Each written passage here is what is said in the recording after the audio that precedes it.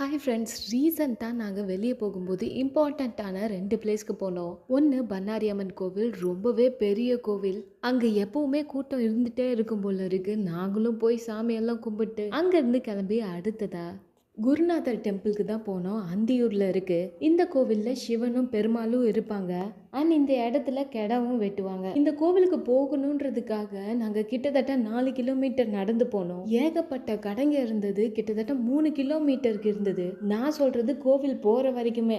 கோவிலுக்கு அடுத்தும் ஒரு 3 கிலோமீட்டர் கடைங்களாக இருந்தது. இப்போ நீங்கள் பார்த்துட்டு இருக்கிறது தான் அந்த கோவிலோட தேர்.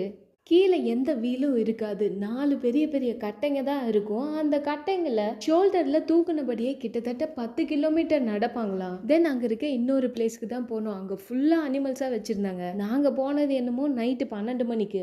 இங்க ஆடு, மாடு, குதிரை, வாத்துன்னு நிறைய அனிமல்ஸ் இருந்தது. அதுலயே ஏகப்பட்ட வெரைட்டிஸும் இருந்தது.